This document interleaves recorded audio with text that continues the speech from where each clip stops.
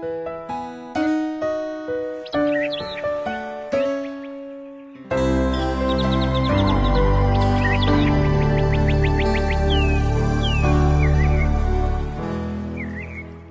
maligayang pagbati sa inyong lahat na patuloy na sumusubaybay sa programang ito.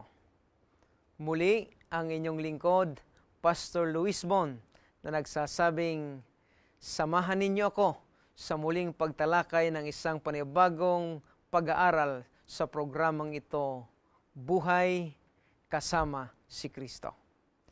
Inyo pong mapapansin na ating nabigyan ng pagkaunawa ang ating pinag-uusapan noong mga nakalipas na pagkakataon. Nang buhay ng tao'y sadyang tunay na napakahirap, mga suliranin, mga karamdaman na ating nararanasan. Ngunit, ang isang katanungan na nais nating bigyan ng pansin sa mga oras na ito ay, sino ba talaga ang malusog? Katanungan na hindi maunawaan ng ilan. Katanungan na nais makamtan ang kasagutan. Sino ba talaga ang malusog? Kaibigan ko, ang ilan sa mga basketball player ay nagsasabi, walang ibang malusog kundi kami. Tingnan ninyo kung papaano nila gawin ang pagtakbo paroot parito na sila'y patuloy sa paglalaro na tila walang kapaguran.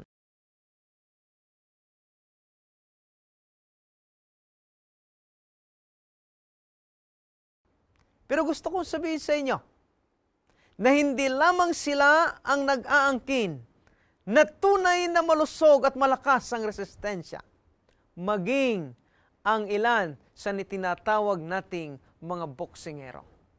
Mapapansin ninyo na sa kanilang paglalaro, sa kanilang mga ginagawa, ay tunay na naipapakita nila ang isang malusog na pangangatawan. Kaya't ang wika nila ay, walang ibang malusog, kundi kami na merong isang matibay na pangangatawan sa mga paglalaban. Kaibigan ko, ang ilan din sa mga nagsasabing sila'y tunay na malusog, ay ang mga tao na merong malalaking katawan, na ang kanilang mga muscle ay tunay na napakalalaki. Kaibigan, sila mismo ang nagsasabing, kami ang tunay na malusog. Kaya't kung sila ay nag-aangkin, at ang lahat ng ito ay inaangkin na silang malusog, ang katanungan natin, sino ba sa kanila ang malusog? Na samantalang, pagmasdan ninyo ang videong ito, ay nagpapatunay na kanyang sinasabing siya din naman ay malusog sapagkat siya ay merong malakas na pangangatawan. Mapapansin ninyo sa videong inyong nakikita ang kalakasan na kanyang ipinapakita.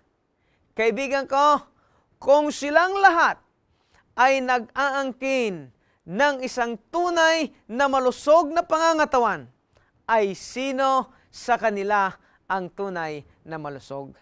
O kaibigan ko, hindi lamang sila ang nag-aangkin, sapagat merong nagsasabi na ang tunay na malusog ay walang iba kundi ang katulad nila na inyong makikita sa inyong screen, sapagkat ang kanilang mga katawan ay napakalalaki.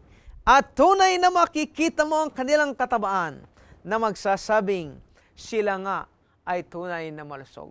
Pero ang tanong, sino ba talaga ang tunay na malusog?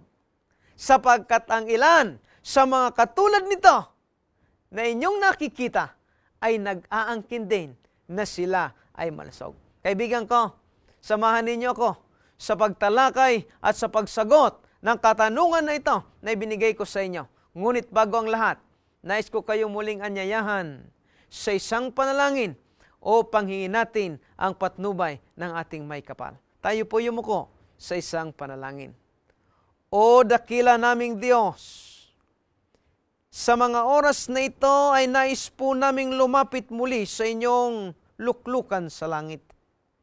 Salamat ng marami sa isa pang muling pagkakataon ay pinagkaloob niyo sa amin upang malaman namin ang inyong kalooban sa pamamagitan ng inyong pagkalikha sa aming mga nilalang. O dakilang Diyos, salamat po na pinagkalooban mo kami ng pagkakataong ito. Samahan ninyo kami, ibigay ninyo sa amin ang pagkaunawa mula sa langit, nang magkagayon, ang inyong kalooban ang siya naming gawin sapagkat kayo ang may-ari ng aming buhay. O dakila naming Panginoon, salamat sa katiyakan na kami ay hindi ninyo pababayaan. Salamat sa kasiguruhan na makakamta namin ang pagpapala sa pag-aaral na ito. Itong lahat ay aming hinihiling sa matamis na pangalan ng aming Panginoong Hesus. Amen. Ngayon ay nais ko pong ipagpatuloy ang pagsagot sa katanungang ito na aking ibinigay sa inyo, na ang katanungang, sino ba talaga ang tunay na malusog? Oy, noong 1920, si Dr. Winlow ay kanyang binigyan ng pakahulugan ang tunay na kalusugan sa ganitong bagay. Ang sabi niya, science of preventing diseases, prolonging life, and promoting health and efficiency through organized effort.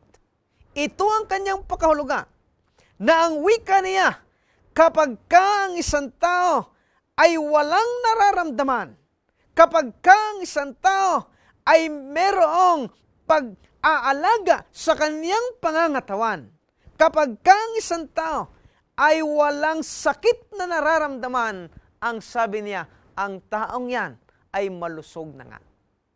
But I would like to tell you, na ang definition na ito ay noong pang 1920. Kaibigan, paglipas ng panahon, ang World Health Organization ay nagkaroon ng mas maliwanag na pakahulugan patungkol sa kalusugan. Pansinin ninyo ang wika nila. Health is the state of complete physical, mental, and social life being, and not merely the absence of disease or infirmities. Kaibigan ka, maliwanag na binigyan ng mas malinaw na pakahulugan ng World Health Organization na ang tunay na malusog na tao ay ang merong kompleto ng pisikal, ng mental, at ng social na aspeto sa buhay ng isang tao.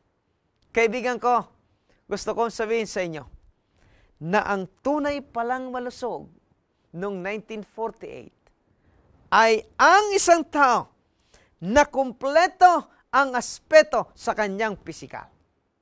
Naalala ko minsan, nung ako ay nasa kabataan, na hindi ko makalimutan ang awit na lagi naming inaawit. 10 mga daliri, putol ang isa, 2 tainga, lugain pa, ilong na may bara. Kapag ka ang isang tao ay merong kaanyuan o katangian na katulad nito sa kanyang pisikal, ay maituturing na siya ay hindi malusog. Kaibigan ko, pisikal na anyo, na ang wika, siya ay merong kumpleto sa kanyang pangangatawan na ito ay walang problema. Ngunit, hindi doon nagtatapos, sapagkat ang wika ng World Health Organization, ang malusog na tao ay hindi lamang pisikal, kundi siya ay merong matino na pag-iisip. Minamahal, marami kayong makikita na mga tao na sa inyong pagkakilala maayos ang kanyang sarili. Pero makikita nyo minsan na siya'y ngumingiti, tumatawa na nag-iisa. Kaibigan ko, ang ganitong mga kalagayan ng tao ay itinuturing na hindi malusog ang kanyang mental. Sapagkat pagka ang isang tao ay merong maayos na pangangatawan, ngunit hindi maayos ang pag-iisip. Kaibigan ko, ang World Health Organization ay nagwika na ito'y hindi malusog na tao. Kailangan na siya'y maayos sa kanyang pisikal na kaanyuan. Kailangan siya'y maayos sa kanyang mental na kaanyuan. Sapagkat pagka hindi ito kumpleto. Hindi lamang yan. Maging ang kanyang social na aspeto ng buhay ay kailangan na maging maayos at walang iba yan, kundi ang ating pakikipagkapwa-tao. Minamahal kong mga kaibigan, gusto kong sabihin sa inyo, at ito'y huwag ninyong kalilimutan simula ngayon, na kapag ka ang isang tao ay merong kaaway, hindi po siya itinuturing na malusog. Minamahal, ito'y isang hamon sa bawat isa sa atin. Na ang isang tao na hindi marunong makipagkapwa, ang isang tao na laging merong kaaway sa kanyang buhay, kaibigan ko, siya ay itinuturing na hindi malusog. Kaya ngayong mga oras na ito ay ating bibigyan ng pansin na ang tao ay kailangang maayos ang pisikal, maayos ang mental, maayos ang kanyang pakikipagkapwa-tao. But I would like to remind you that this is 1948 definition. Pagkalipas ng mga panahon, 1970, si J.E. Park ay nagkaroon ng panibagong suggestion na kailangang idagdag doon sa pakahulugan ng World Health Organization sa malusog na pangangatawan. At ang wika ni J.E. Park, kailangan isama ang espiritual na aspeto sa buhay ng tao sapagkat ito ang pinakakumpleto sa buhay ng tao. Minamahal, 1970, isinadjust ni J.E. Park ang bagay na ito. At noong makita ng World Health Organization na ito'y merong sense, na ito'y nakita, na ito'y tunay, at ito'y mahalaga sa buhay ng tao, ang wika nila, ito'y kailangan nating isama. Kaya ngayon, nagkaroon ng mas maliwanag na pakahulugan ang tunay na kalusugan noong mailagay ang espiritual na aspeto ng buhay ng tao noong 1970. Kaya't matapos itong mailagay, ang wika, ang health is a state of complete physical, mental, social, and spiritual well-being of man, and not merely an absence of disease or infirmity. Kaibigan ko, 4 na aspeto sa buhay ng tao. Ito ang ating tinitingnan na hindi lamang pala basta ang tao ay malusog ang katawan. Na hindi lamang pala basta ang isang tao ay merong maayos na pag-iisip. Hindi lamang pala ang isang tao ay magkakaroon ng maayos na pagkikipagkapwa-tao, kundi ang isang aspeto na ang maayos na relasyon sa ating Panginoon.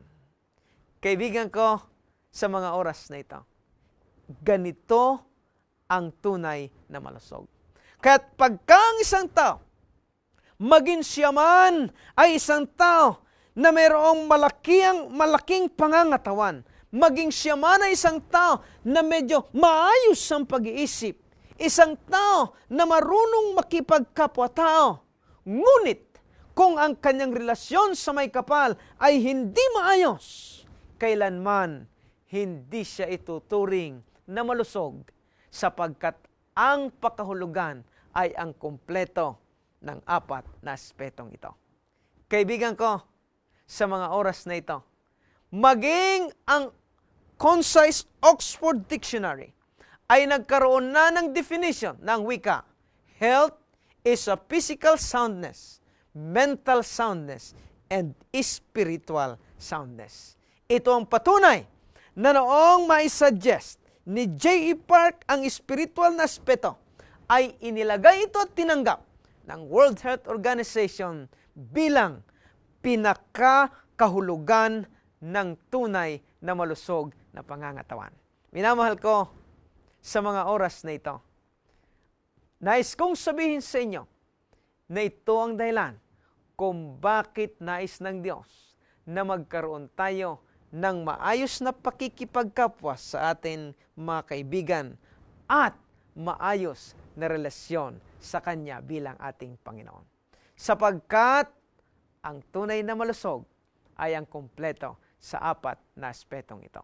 Kaibigan ko, gusto kong sabihin sa inyo, ang nakatala sa aklat na itong tinatawag nating Holy Bible, Lucas Kapitulo 2, versikulo 52, ang buhay ni Jesus habang siya'y narito sa lupa ay inyo pong pakinggan. Ganito po ang wika. And Jesus increased in wisdom, that is mental, and stature, that is physical, and in favor with God, that is spiritual, and in favor with man, that is social. O minamahal kong mga kaibigan ko, maging si Jesus mismo, nung siya ay sinilang sa sanlibutang ito, namuhay ng katulad nating mga tao. Si Jesus ay merong apat na aspeto ng buhay ng tao. Nanupat ang Jesus na ito, nung magkatawang tao upang kanyang iligtas ang kasalanan o ang mga tao sa kanilang kasalanan, ay nabuhay siya na merong malusog na pangangatawan sapagat ang wika, siya'y lumago sa kaalaman, that is mental. Siya'y lumago sa kanyang pisikal. Lumago siya sa relasyon sa kanyang Diyos, sa kanyang Ama. At lumago siya na merong maayos na pakikisama sa lahat ng mga tao. Kaibigan ko, ito ang ating halimbawa. Ang Panginoong Hesus na ito, na siyang bumaba sa lupang ito, ay siya nating modelo na nabuhay na merong apat na aspeto katulad ng ninanais niya para sa atin. Kaya ngayon, gusto kong sabihin sa inyo, paano natin malalaman ang mga bagay na ito sa ikabubuti ng ating buhay? Ano ang mga bagay nating gagawin upang ang mental, upang ang physical, upang ang ating social life at ang ating relasyon sa Panginoon ay ating makita ang nararapat. Ano ang mga bagay na ating bibigyan ng pansin? Kaibigan ko, marami tayong mga aklat. Mga aklat na nariyan lamang na kung gusto mo na ikay matuto sa aspeto ng iyong pisikal, meron kang masusumpungan. Mga aklat na kapag ka gusto mo at ninanais mo na maging maayos ang iyong pakikipagkapwa-tao, meron kang masusumpungan. Pagka nais mo na magkaroon ka ng maayos na relasyon sa Diyos, may aklat na masusumpungan ka. Kaibigan ko, gusto kong sabihin sa inyo, ito ang kahalagahan ng mga aklat, na kahit ang ating mga bata ngayon sa elementarya ay napakaraming aklat na ating binabayaran taon-taon upang sila'y matuto na isang maging ganap na tao, upang matuto sa lahat ng mga aspetong ito, kaya't merong isang aklat. Pero ngayon ay nais kong sabihin sa inyo ang isang napakahalagang bagay. Na ito'y nais kong dalhin sa inyo sa pamagitan ng iyong pagkaunawa na kapag ikaw ay bumibili ng isang sasakyan, bukod sa resibo, bukod sa susi na iyong ibinigay sa iyo, at bukod sa sukli, kung meron kang sukli sa iyong pagkabili, ang sasakyan na iyon ay merong kasamang isang aklat sa pagbili mo ng sasakyan iyon. Kaibigan ko, ang aklat na ito ay maaaring nasa inyong mga isipan na. Na ang aklat na ito nakasama doon sa sasakyan na iyong binili. ay tinawag nating manual. Ang manual na siyang ginawa ng nag-imbento ng sasakyan na iyong binili. Ang manual na walang iba kundi ang aklat na tinatawag nating Book of Instructions. Ito ang mga aklat na magtuturo sa atin ng mga bagay upang malaman natin kung ano ang dapat nating gawin sa produkto na ating binili. Minamahal, mapapansin ninyo kung kayo nagbabasa ng inyong manual na doon ay masusumpungan ninyo ang pangalan ng nag-imbento ng produkto na iyong binili. Sapagkat kung iyong papansinin, lahat ng mga appliances, lahat ng iyong mga binili na inimbento ng tao ay merong kasamang manual na siyang nagpapahayag kung papaano mo ingatan, kung papaano mo pangalagaan ang produkto na iyong binili. Nakasubok ako bumili ng refrigerator. Nung ako'y binata pa at ang wika ako'y nais ko ring uminom ng isang malamig na tubig. Kaya't pagkarating ng delivery van na nagdala ng aking refrigerator, ay karakaraka ko itong isinaksak doon sa outlet. At pagkatapos, pinalamig ko agad ang tubig. Ngunit pagkalipas ng isang linggo, ay napansin ko na ang motor ng refrigerator ay kumakalansing, kumakalog. At nung basahin ko ang manual, hindi pala dapat isinasaksak agad ang refrigerator matapos ang delivery, sapagkat yung oil sa motor nito ay kailangan munang bumaba upang hindi siya sumayad at hindi masira. Kaibigan ko, ito ang kahalagahan ng manual. Ang manual na magtuturo sa atin ng mga bagay na dapat gawin. At ang manual na yan ay masusumpungan mo. Diyan ang pangalan ng produkto na iyong binili. Nariyan din sa manual na yan ang instruction kung papaano mo gamitin at pangalagaan ang produkto. At diyan sa manual, merong mga safety precautions and warnings para iyong maingatan ang mga bagay na hindi dapat sa isang produkto na iyong binili. Kaibigan ko, sa mga oras na ito, nais kong sabihin sa inyo ang isa pang napakahalagang bagay na nais kong inyong malaman, na tayong lahat ay nagmula sa isang sanggol. Isang sanggol. At itong lahat ay katunayan sa ating buhay. Kung kay aking tatanungin sa mga oras na ito, kung sino ang gumawa sa inyo, maaring sabihin ninyo ay karakaraka ang Panginoon. Pero kung titingnan natin ang tunay na buhay, sino ba talaga ang gumawa sa inyo nung ikaw ay naging sanggol? Ang sagot ninyo ay walang iba kundi ang iyong ama at ang iyong ina.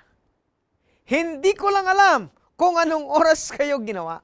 Hindi ko alam kung anong pagkakataon. Pero ang katotohanan sa buhay, ang lahat na naging sanggol ay sapagkat sila'y ginawa ng kanilang ama at ng kanilang ina. Ngunit ang sunod na katanungan, sino ang gumawa sa inyong ama at sa inyong ina? Walang ibang kasagutan. Siyempre, ang kanilang mga ama at ina. Ngunit walang katapusang katanungan, sino ang gumawa ng kanilang ama at ng ina, ng kanilang ama at ng ina? Ang sasabihin ninyo, siyempre, yung ama at ina ng kanilang ama at ng ina at nung ama ng kanilang ina. Kaibigan ko, walang katapusang pagtatanong, walang katapusang kasagutan sa katanungan. Ngunit nais kong sabihin sa inyo na ang lahat ng ito, lahat tayong mga tao ay nagsimula sa iisang mag-asawa na walang iba kundi si Adan at si Eva. Kaibigan ko, aminin niyo man sa hindi, ako ay inyong kamag-anak. Maaring hindi nyo kayang tanggapin sapagkat hindi magandang lalaki. Ngunit sasabihin ko sa inyo, yayamang pinagmulan natin si Adan at si Eva. Yayamang iisang ating mga magulang. Yayamang doon lahat tayo nagpanimula. Sasabihin ko sa inyo, tayo ay mga magkakamag-anak.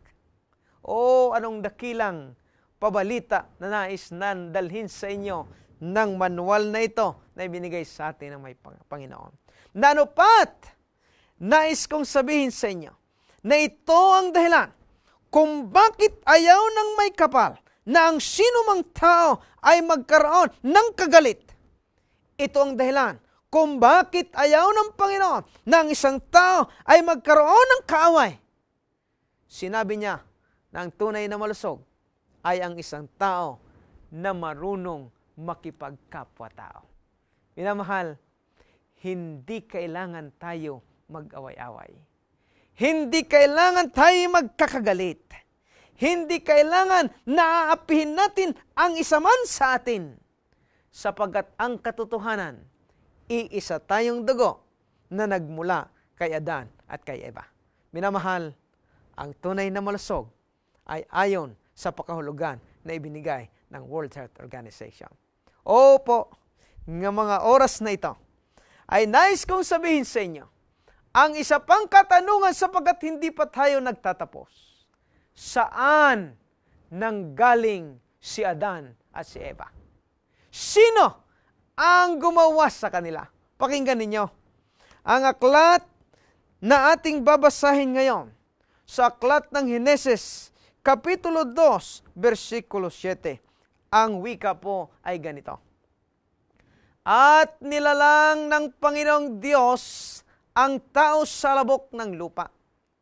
At hiningahan ang kaniyang mga butas ng ilong ng hininga ng buhay.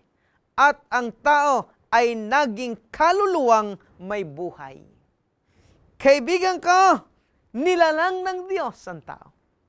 Nanupat si Adan at si Eva ay nilikha ng Panginoon para maunawan ninyo ng mainam. Itong tao ay inimbento ng Diyos ayon sa kanyang kapangyarihan mula sa alabok ng lupa at pagkatapos hiningahan niya sa kanyang ng hininga sa butas ng ilong at ang tao'y naging kaluluwang may buhay. Minamahal ko mga kaibigan, nilikha ng Diyos ang tao. Inimbento niya ang tao sa pamagitan ng kanyang sariling kamay, sa pamagitan ng kanyang sariling kapangyarihan, kanya itong ginawa. At nais kong sabihin sa inyo, yayamang ito'y kanyang inimbento. Yayamang ito'y kanyang ginawa. Dapat meron siyang isang manual. Manual na isang aklat na magtuturo kung papaano pangalagaan ang produkto na kanyang nilikha. Kaya sa oras na ito, nais kong sabihin sa inyo, ang isang aklat na kalakip ng kanyang nilikha, walang iba kundi ang banal na aklat na ibinigay ng Diyos. Hindi po ito pang relihiyon. Ang aklat na ito ay hindi upang gamitin ninyo sa lahat ng pagpapatunay ng inyong pananampalataya at paninindigan. Ang aklat na ito ay isang manual, aklat na pampamilya upang turuan tayo sa tamang buhay, sa tamang kalusugan na sadyang idinisenyo ng Panginoon sa buhay ng tao. Minamahal, ito ang ating manual. Isang manual na kumpleto ng aspeto sa buhay ng tao. Na kung hinahanap mo ang tunay na pamamaraan sa kalusugan ay narito sa manual.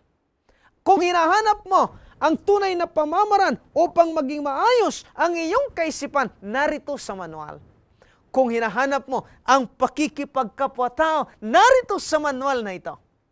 At ang maging relasyon mo sa Panginoon na siyang lumikha sa iyo ay narito sa manual na ito. Kaibigan ko, Nakasulat dito ang pangalan ng may likha sa atin.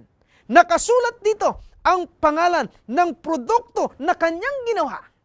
Nakasulat dito ang mga instruction kung papaano natin pangalagaan at gamitin ang ating mga buhay. At sa aklat na ito, napapaloob ang mga precautions at mga warnings na kanyang ibinigay upang maihanda natin ang ating buhay sa maayos na pangangatawan. Kaibigan ko, ito ang manual ng tao. Na matapos likhain ng Diyos, ay hindi niya ito pinabayaan na wag magkaroon ng isang maayos na gabay. Gabay sa buhay ng tao na kanupat kapag ito ang ating tiningnan, ay hindi tayo magkakaroon ng masamang kinabukasan.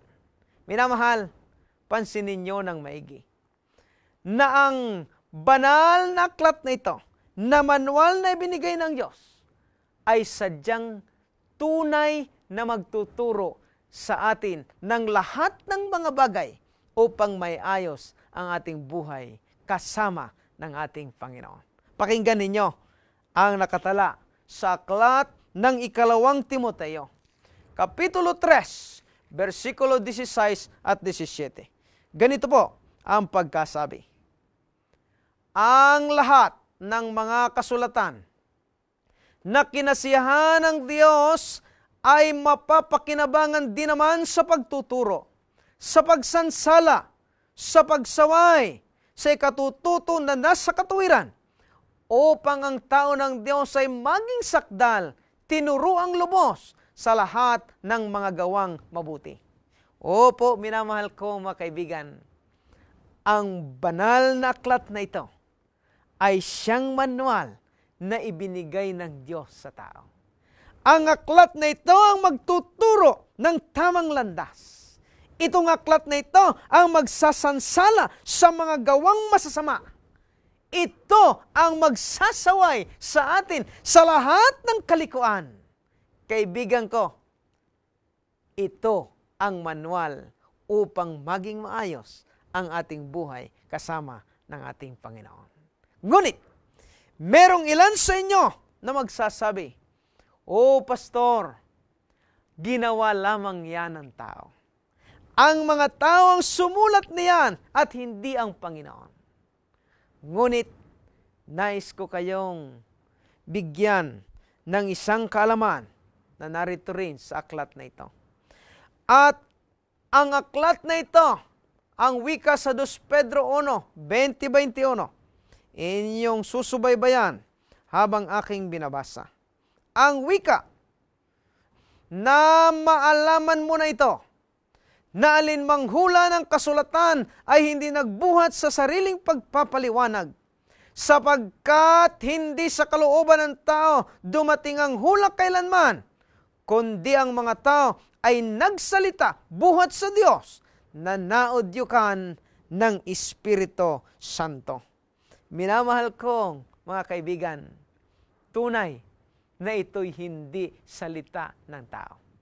Kaya't kung inyong mapapansin, saan man kayo pumunta, kapag ka tinanong mo kung ano ang aklat na ito, sasabihin sa iyo, yan ay salita ng Diyos. Hindi kailanman sinabi na ito'y salita ng tao, sapagkat ang mga alagad ng Diyos na nagsulat nito ay merong salita na naririnig mula sa langit na iwiniwika ito upang kanila mismong isulat ayon sa sinabi ng ating Panginoon. Kaibigan ko, this is the Word of God. Salita ng ating Panginoon. Kaya nga, ito ay manual na ibinigay ng Diyos na hindi pang relihiyon, kundi ito ay gabay ng pamilya sa kanilang pamumuhay. Ako sana ay nananalangin na bawat isa man sa inyo sa inyong tahanan ay merong aklat na ito, sapagkat dito ninyo makikita kung ano talaga ang disenyo ng Panginoon sa inyong buhay. At kung sakaling kayo ay wala ng ganitong aklat na ito, Pilitin ninyo na kayo'y magkaroon. Basahin ninyo, sapagkat itong aklat na ito, ang siya nating manual sa buhay natin upang gabayan tayo sa mabubuting asal, sa mabubuting gawain, hanggang sa tayo ay maging sakdal. Kaibigan ko, ikinalulungkot ko lamang nang aklat na ito na itinuring na manual ng Panginoon ay ginagamit ng ilan upang itayo ang kanilang sariling mga grupo ng relihiyon. Kaibigan ko, ito po ay hindi pang relihiyon. Ang aklat na ito na aking sinasabi sa inyo ay sadyang ginawa ng Diyos upang pangalagaan ang buhay ng tao, upang pangalagaan ang ating pagkatao at maging ang ating kalusugan upang tayo ay magkaroon ng malusog na pangangatawan. Kaibigan ko, pansinin ninyo kung ano ang kanyang sinasabi sa aklat ng Kawikaan, Kapitulo 4, versikulo 20 at 22. Pakinggan niyo po. O ang wika dito'y, anak ko, makinig ka sa aking mga salita. Ikiling mo ang iyong pakinig sa aking mga sabi. Huwag mangahiwalay sa iyong mga mata. Ingatan mo sa kaibuturan ng iyong puso, sapagkat buhay sa mga nakakasumpong at kagalingan sa buo nilang katawan. Minamahal kong mga kaibigan, ito ang banal na aklat. Ito ang manual na ibinigay ng Diyos. Hindi ito upang kayo bigyan ng relihiyon. Hindi ito upang bigyan kayo ng isang sekta na inyong paniniwalaan. Kundi sasabihin ko sa inyo, ang wika ng Panginoon, pakinggan mo ang kanyang salita. Ikiling mo ang iyong pakinig sa kanyang mga sabi. Huwag mong ihiwalay sa iyong mga puso. Ingatan mo sa kaibuturan ng iyong puso, sapagkat dito mo masusumpungan ang buhay. Dito mo masusumpungan ang kagalingan ng iyong pangangatawan. Kaibigan ko, ito ang salita ng Panginoon. Ito ang manual. At dito tayo magkakaroon ng malinaw na pagkaunawa sa pamamaraan ng buhay at hindi lamang yon, maging sa kagalingan ng ating katawan. Minamahal, hindi lamang po buhay. Hindi lamang po ito kagalingan ng ating katawan. Ngunit isang bagay ang nais kong dalhin sa inyo na siyang pinakamahalaga na dapat ninyong bigyan ng pansin. Aklat ng Juan, Kapitulo 5, versikulo 39, inyong pakinggan. O ang wika dito sa aklat ni Juan, Kapitulo 5, 39, sabi, saliksikin ninyo ang mga kasulatan, sapagkat iniisip ninyo na sa mga yaon ay merong kayong buhay na walang hanggan. At ang mga ito'y siyang nagpapatutuo tungkol sa akin. Minamahal kong mga kaibigan, sa oras na ito, ay gusto kong bigyan ng pansin na hindi lamang buhay, hindi lamang kagalingan, kundi ang wika ng Panginoon sa oras na iyong pangalagaan ng aking salita, na iyong ilalagay sa iyong puso, na iyong susundin sa lahat ng pagkakataon. Ang sabi ng Panginoon, hindi lamang buhay, hindi lamang kagalingan, kundi ang wika niya ay makakasumpong kayo ng buhay na walang hanggan. Minamahal, ito po ang aking inaasam-asam. Na sa kabila ng sanlibutan itong punong-puno ng kasalanan, sa kabila ng napakaraming karamdaman na inyong nararanasan, tatandaan ninyo, sa buhay na walang hanggan ay wala ng hirap, wala ng karamdaman, wala ng kalungkutan, wala ng kapighatian. Kapiling ang Diyos, makakasama natin sa kanyang kaharian. Ngunit, iniisip ko, at ito rin ang aking naging katanungan sa aking sarili.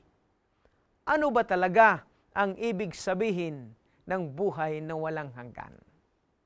Ako'y nagkaroon ng pagkakataong basahin ang isang magazine na ang wika niya ng isang matalinong philosopher. Ang sabi niya, kung gusto mo malaman kung gaano kahaba ang buhay na walang hanggan, paggising mo sa umaga, bilangin mo ang lahat ng mga dahon sa buong sanlibutan. At pagka iyong nabilang na daw ang lahat ng mga dahon sa buong mundo, ang wika niya ay, bilangin mo ang lahat ng buhangin sa buong mundo. Kat aking pinagmamasdan, iyong matatapos kayang bilangin ang lahat ng dahon sa buong sanlibutan. Aking tinitingnan ng maigi, mabibilang mo kaya ang buhangin sa buong sanlibutan. Pero ang sabi niya, kung mabilang nyo na yan lahat, tumingala ka sa langit, bilangin mo ang lahat ng mga bituin. Kaibigan ko, aking pinagmamasdan ang ibig niyang sabihin sa bagay na ito. Ngunit, hindi ko lubos maisip kung ito'y kayang bilangin ang lahat ng mga dahon, kung kayang bilangin ang lahat ng buhangin, kung kayang bilangin ang lahat ng bituin. Pero alam ninyo, ang sabi ng matalinong ito, kung mabilang mo na ang lahat ng ito, ang wika niya, ito ay pasimula pa lamang ng buhay na walang hanggan. Kaibigan ko, sa mga oras na ito, bago ako tuluyang magtapos sa isa namang episode nating pinag-uusapan, ang kabuuhan ng kalusugan ng pagkatao ng isang tao. Minamahal, gusto kong sabihin sa inyo at iwanan sa inyo ang isang bagay na napakahalaga na nakatala sa aklat ng Revelation o Apokalipsis, Kapitulo 1, versikulo 3, at ito po ang wika. Mapalad ang bumabasa at ang nangakikinig ng mga salita ng hula at tumutupad ng mga bagay na nasusulat doon, sapagkat ang panahoy malapit na. Minamahal ko, 3 bagay ang nais kong iwanan sa inyo sa mga oras na ito. Mapalad ang bumabasa. Ngunit paano ang bulag? Paano niya makikita ang kanyang binabasa? Kahit ang sabi ng Panginoon, mapalad ang nangakikinig. Kahit pagkay kay bumabasa, ay mapalad ka. Kapag kay nakikinig, mapalad ka. Ngunit ang pinakamahalaga sa lahat, na huwag ninyong kalilimutan ay ang pangatlo, mapalad ang tumutupad ng mga bagay na nasusulat doon, sapagkat ang panahoy malapit na. Kaibigan ko, alam ko na ang lahat sa inyong nanonood sa mga oras na ito, kapag aking tinanong kung kayo'y naniniwala na mabuti ang ehersisyo sa umaga sa katawan ng tao, sasabihin ninyo'y mabuti. At sasabihin ninyo kayo'y naniniwala sapagkat yan ay tama. Ngunit kapag kay aking tinanong kung sino sa inyo ang nag-i-ehersisyo, malamang ay iilan lamang sa inyo na nanonood sa mga oras na ito. Kaibigan ko, ang ehersisyo ay mabuti. Ngunit kung hindi mo ito gagawin, ay walang pakinabang sa iyong katawan.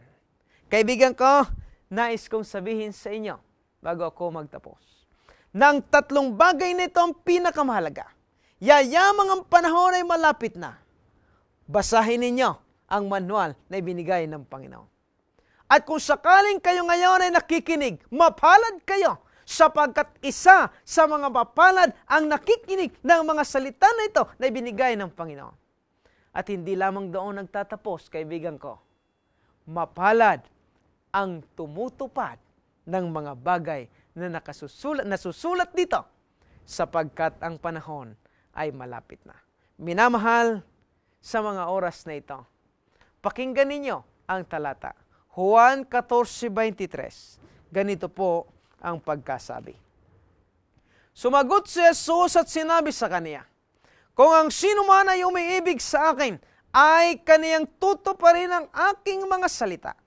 Siya'y iibigin ng aking Ama at kami pasa sa Kanya at siya'y gagawin naming aming tahanan. Minamahal ko, tunay na ang salitang ito ng Panginoon ang siyang magtuturo ng mabuti sa bawat tao. Hindi lamang mabuti, kundi ang buhay. Hindi lamang buhay, kundi kagalingan ng ating katawan. Hindi lamang yon, maging buhay na walang hanggan na ipinangako ng Diyos sa lahat ng mga sumusunod sa Kanya. Minamahal, saliksikin ninyo ang salitang ito. Saliksikin ninyo ang manual na ito. Lagi kong sinasabi, sa lahat ng aking napupuntahan, na ang kanilang bahay ay nakatago doon sa pinakasulok ng kanilang lalagyan ng aklat. Ang sabi ko lagi sa kanila, huwag ninyo pong isisiksik, kundi inyong saliksikin. Sapagkat ang salitang ito ay sinasaliksik, hindi sinisiksik. Kaibigan ko, sa mga oras na ito, nais ko muli po kayong pasalamatan sa inyong pakikinig, sa inyong pagsubaybay sa programang ito ng Buhay Kasama si Kristo. At naway inyong naunawaan na walang ibang pinakamahalaga ay ang makita ang disenyo ng Panginoon mula sa manual na Kanyang ibinigay. Manual na siyang magtuturo sa mga bagay na ikabubuti ng tao hanggang sa tayo ay makatanggap ng buhay na walang hanggan na nakasulat din sa aklat na ito. Kaya ngayong mga oras na ito ay nais kong pasalamatan ang Panginoon sa Kanyang patnubay, sa Kanyang gabay, sa Kanyang pagmamahal na hindi niya tayo iniwanan na walang gabay upang walang sino man sa atin ang mapahamak. Kaya ngayon, bago tuluyan tayong magtapos, ay nais kong pasalamatan muli kayo sa inyong pagsubaybay. Muli tayong magsasama-sama sa panibagong episode ng programang itong Buhay Kasama si Kristo. Ngunit bago tayo maghiwa-hiwalay, ay nais kong anyayahan muli kayo sa isang panalangin ng pasasalamat sa ating Panginoon na lubusang nagmahal sa atin, nagkalinga at magmamahal hanggang sa wakas. Tayo po yumuko sa isang panalangin. O dakila naming Panginoon na kayo'y nasa inyong luklukan sa langit. Anong ligaya ng aming mga puso na muling aming makita ang inyong panukala, na aming nakita kung papaano mo nilikha ang tao.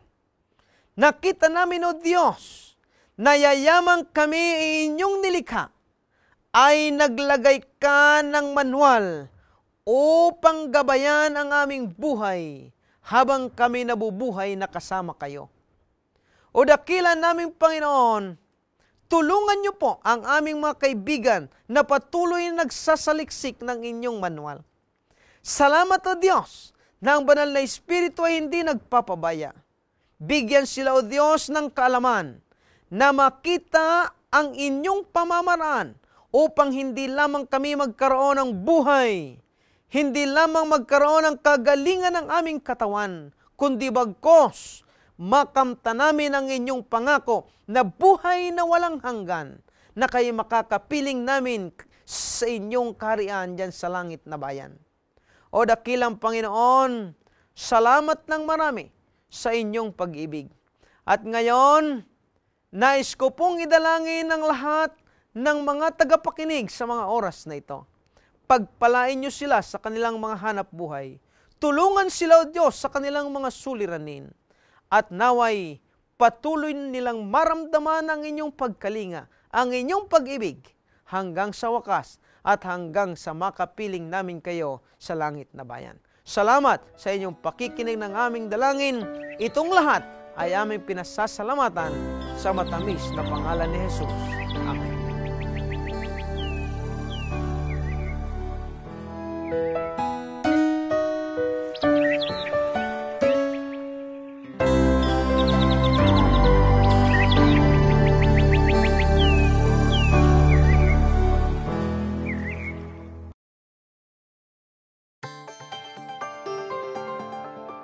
You're watching Hope Channel, around the world. Get the exciting, in-depth Bible study you crave. It's as easy as joining the Hope Bible Study class. Week by week, Pastor Derek Morris and the Hope Sabbath School class use Bible guides that are practically at your fingertips. Log on to hopetv.org. Click the link for the Hope Bible Study class, download this week's lesson, and join our faith-enriching class. You can also download past and future lessons and study a variety of other topics. Go to hopetv.org and click on the Hope Bible Study class. Hope Channel is sponsored by the World Seventh-day Adventist Church. We believe in being people of the Word, people of prayer, people of deep study of the prophetic writings, people who love Jesus Christ, people who keep all the 10 Commandments, people who are compassionate, who respect others, the community, and world needs, people who live healthfully by avoiding tobacco, alcohol, unclean meats, drugs, and immorality. We believe in joy. We invite you to be a person of hope. Hope Channel, the official television network of the Seventh-day Adventist Worldwide Church. A global network with 9 satellites, 2 uplink centers, and 7 individual channels. The Hope Channel Network ministers full-time in 9 languages, 24/7, to every kindred, nation, and tongue, reaching the world's 7 billion through more than 400 cable TV networks, more than 150 television stations, satellite broadcast, and the Internet. In countries closed to Christianity, in crowded cities, to people hostile to the gospel, to your family, neighbors, and friends. To learn more about Hope Channel's exciting ministry or to order a Hope Channel dish, call 1-888-393-4673 or log on to www.hopetv.org. You can also write us at P.O. Box 4000, Silver Spring, Maryland, 20914, USA. Be in too. Join the Hands of Hope Ministry, a visionary group of Christians rapidly spreading the gospel to all the world, every minute of every day. In large, crowded cities, in high-rise apartments, and in countries where missionaries lose their lives, Hope Channel is there, making a difference and changing lives. After traveling the globe for nearly 40 years sharing the gospel of Christ, I know of no better way to communicate the gospel than television. You can be a hand of hope in giving the gospel to spiritually hungry people. As a Hands of Hope member, you'll receive monthly reports on Hope Channel's global progress, thrilling mission stories on DVD, and a membership card that allows you 10% off all your book purchases at Adventist book centers across North America. So write, call, or visit us online to receive your free Hands of Hope brochure to learn more about how you can make a powerful difference in God's work with the Hope Channel.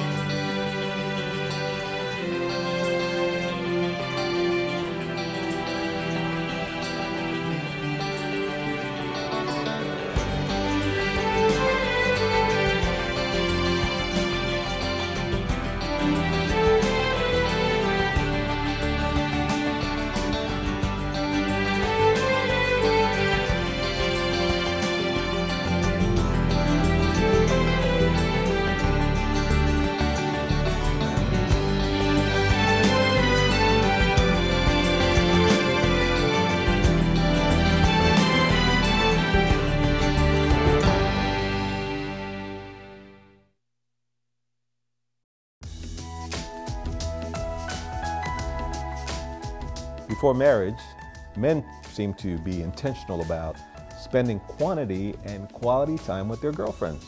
They go out, they do all kinds of things, but once they get married, things seem to change.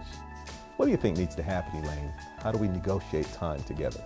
I think it's very important for men to understand that after they're married, it's still important for them to spend quality and quantity time with their wives. Wives are concerned that once married, men spend a lot more time with the TV and a lot less time with them. So it's important for men to remember that now that they have wives, they need to spend more time with them. Well, couples need to engage in conversation. Be honest and kind and work it out. Realize that your husband needs to find out how his team is doing, but be kind and nice to each other.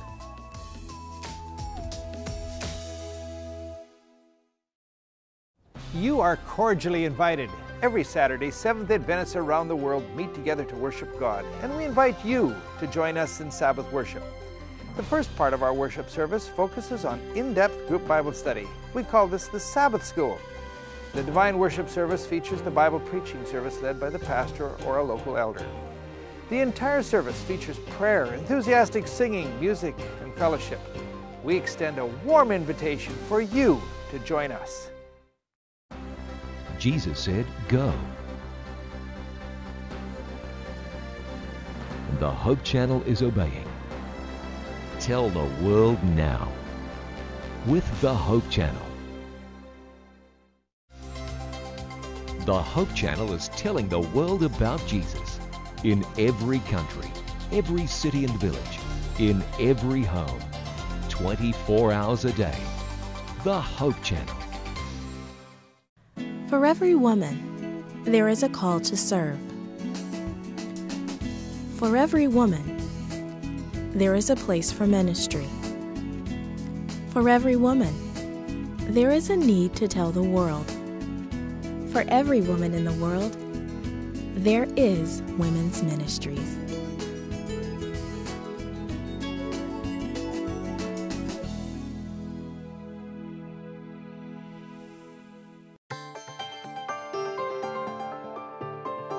Circling the globe with hope.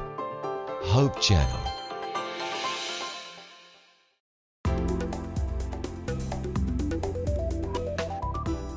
I can handle my alcohol.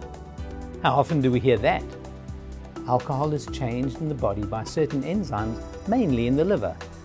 So regardless of the amount of alcohol in the blood, it is metabolized at approximately 10 milliliters per hour. It takes the same amount of time to metabolize 1 can of beer, 1 4-ounce glass of wine, or 1 ounce of whiskey. Drinking any one of these each hour will maintain the same level of intoxication. What about associated food and drink advice one hears about? Drinking coffee makes a stimulated drunk. Eating food after intoxication makes a full drunk. Taking a shower after intoxication makes a cold and wet drunk. The best way to feel consistently healthy and remain in control is to break the habit.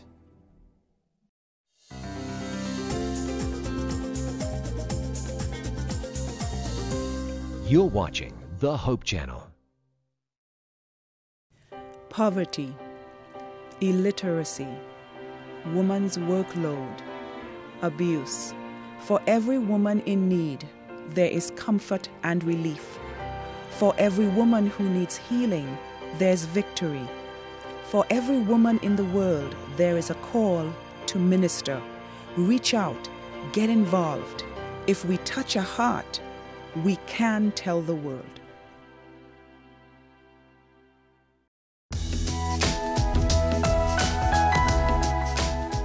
One of the biggest mistakes that people make after a marital breakup is to jump into another relationship far too soon. We believe that it takes 2 to 3 years for an individual to work through the hurts of a failed marriage. Examine what went wrong. Perhaps see a counselor and talk through some of what has happened. Admit the fact that you may have some bad habits and work to getting rid of those habits. In addition to getting rid of habits, you need to consider whether or not you've really healed emotionally from the previous relationship and whether or not you're ready to enter into a new intimate relationship with someone else.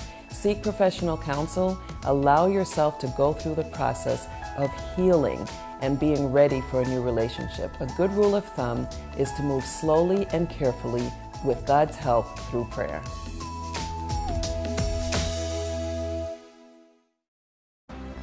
Jesus said, "Go." And the Hope Channel is obeying.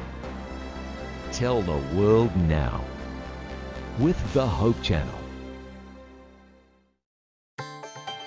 Bringing hope the world over. Hope Channel.